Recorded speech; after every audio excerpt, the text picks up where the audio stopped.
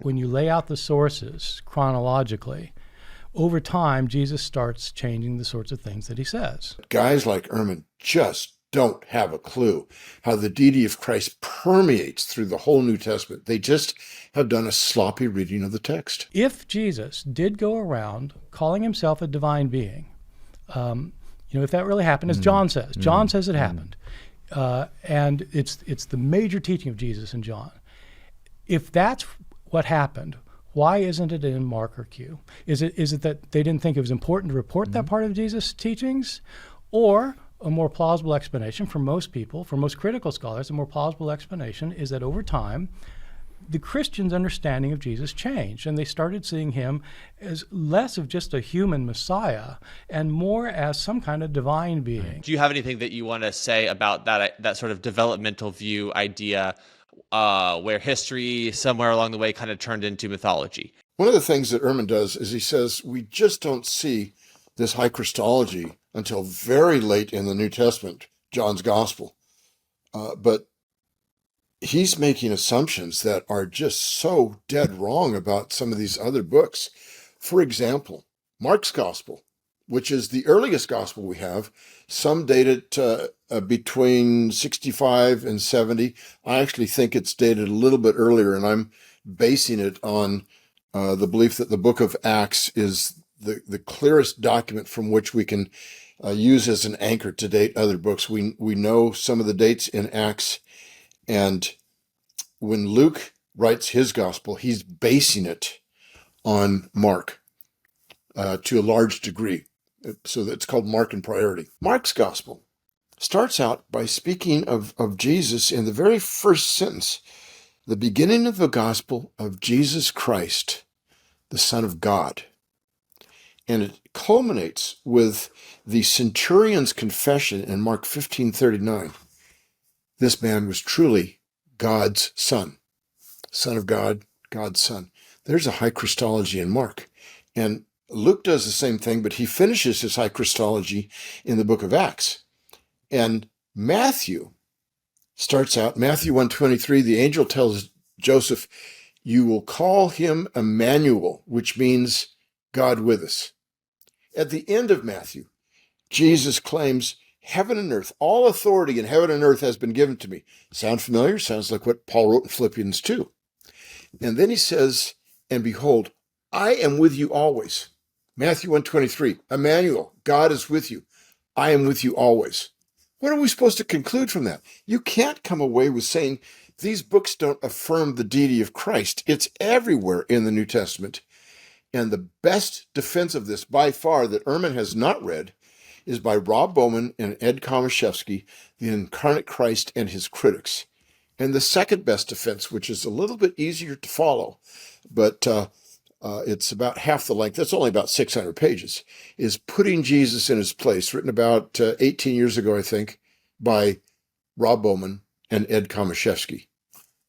The Incarnate Christ and His Critics, that came out just last year, is certainly the best defense of the deity of Christ in the 21st century and perhaps in all of church history. It's an amazing work that guys like Ehrman just don't have a clue how the deity of Christ permeates through the whole New Testament. They just have done a sloppy reading of the text. Yeah, it's interesting because I first came across the claim that Jesus nowhere claims to be God from Muslim sources, because that's one of their ideas. I don't know if you know David Wood or not, but I like the way he puts it. He says that... Oh, yeah. Great guy. Yeah, they say that, or he says that they use the exact words criterion, and he kind of does a cool job of exposing, well, if the requirement to believe in the divinity of Jesus is for Jesus to have said, it is I, Jesus, and I am God, in those exact words, then if that's the standard, then you would have to have somewhere saying, I am Jesus and I am not God in order to make the alternative case, which is, I think, a fair point. And so it's, but a lot of the stuff that you're talking about, I also think is so interesting because it all ties into the Jewish and the Greek, the Greco-Roman mentalities, and what would have meant the most to them, resonated the most to them, what would have been the aha moments that they would have gotten through all of the references that are made and things like that. At least that's what seems to stand out to me. I think of the I'm totally open to hear anything that you would want to add to that. But do you let me connect that idea to. Do you have any thoughts about, or is there any scholarship that points to, for the person who would say, yeah, I can kind of see that he does heal the person and then say, well, do you prefer your sins are forgiven? And he does say, before Abraham was, I am. And he does walk on water, and he does, but he doesn't really quite come out and say it, that he's God. What would you say to that person? I'd say that is accurate.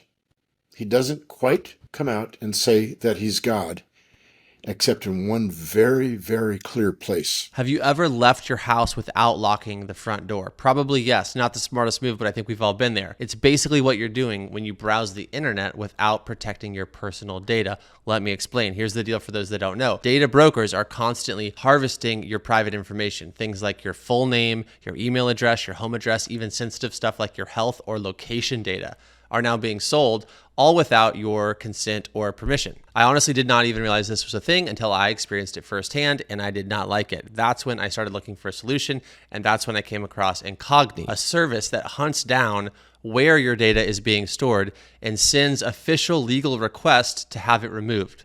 There's no guesswork. There's no paperwork. They handle everything behind the scenes. And since signing up, by the way, I've actually noticed a change. Way fewer scam calls, less spam email, and most importantly, at least to me, is the removal of that sort of low-level stress of just wondering how people might use some personal information against you in a negative way, right? So that is now gone. So if you're tired of being the product, it's time to push back. Head to incogni.com/dose of wisdom or use the promo code dose of wisdom at checkout to get 60% off your annual plan. That's incogni.com/dose of wisdom or use the promo code dose of wisdom. Take your data out of their hands before they sell it to someone else. Except in one very, very clear place, and that's his trial scene before Caiaphas and the Sanhedrin.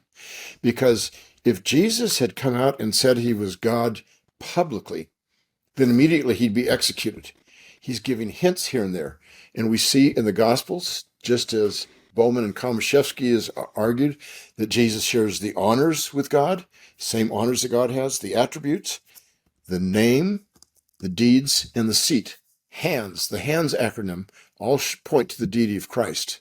But he can't come out and say, I am God ahead of time, because he's got a time. The time of his crucifixion is very important for him to have his crucifixion at Passover, because he's the true Passover lamb. There's all sorts of things that Jesus was in control of what's going on. But in Mark's gospel, towards the end of the gospel, verses 53 through 64, we have the trial scene before all the chief priests and elders and experts in the law. And let me just read to you out of the Net Bible. The Net Bible, the New English translation, is one I was the senior New Testament editor for, but you're going to get this in any translation. They're all pretty clear on this. I don't know how guys like Ehrman can deny that this is a strong affirmation of the deity of Christ. Before I read it, let me just mention this. In the first century Israel, Palestine, there were two things, really three, that the Jews held as absolute sacred. They may have been messed up on a lot of things, but first of all, they kept the Sabbath. That was a holy day to them, and they didn't work on the Sabbath.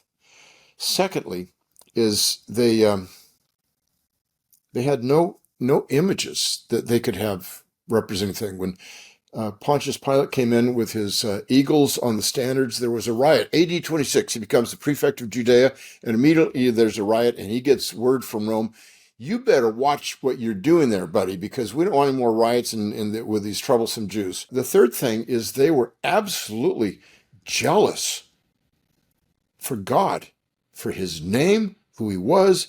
He shared no honors, no attributes, no deeds, no hands, no names, no seat with anyone else. And so Jesus doesn't have to say those things when he's before the Sanhedrin.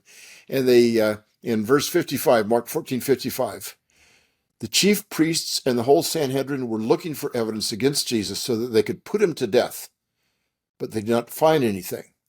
Many gave false testimony against him, but their testimony did not agree. Some stood up and gave this false testimony against him. We heard him say, I will destroy this temple made with hands, and in 3 days build another not made with hands. Yet even on this point, their testimony did not agree. Okay, so you can see they did not come with clear testimony where Jesus had publicly said, I am God in the flesh. And that's because his timing was to die at the Passover. When he's the farthest away from Jerusalem in his public ministry, Jesus is with his disciples up near Caesarea Philippi, and that's where he asks them, who do people say that I am? Who do you say that I am? You are the Christ, Peter acknowledges. And then Jesus says, you know this, but the Son of Man has to suffer and die and rise again from the dead 3 days later. Immediately, Peter takes him aside, and this is Mark chapter 8, and he says, no, I rebuke you. You can't do this. You can't say that. That's not my idea of what the Messiah is. He's going to come in and kick some Roman butt, get these Romans out of our country. That was his idea of a political military Messiah. And Jesus reveals that he's the Messiah to his disciples at the farthest away point from Jerusalem, so that on the way back, he can fill what that means with meaning. I am the Son of Man, which is actually an affirmation of his deity, and I am the Messiah. But my Messiahship involves suffering and dying. Peter didn't even hear, and I'll rise from the dead 3 days later. Jesus repeats this a couple more times on different occasions. These guys didn't have a clue what he's saying. The very next chapter, after the transfiguration, Jesus comes down with 3 of the apostles, Peter, James, and John, after they see him transfigured, and he says, again, repeats that he's going to suffer and die, and after 3 days, he's going to rise from the dead. And the next verse says, and they were debating what rise from the dead meant. He was speaking very clearly. There was no concept in their mind of what that could possibly mean. So they have a military Messiah in mind.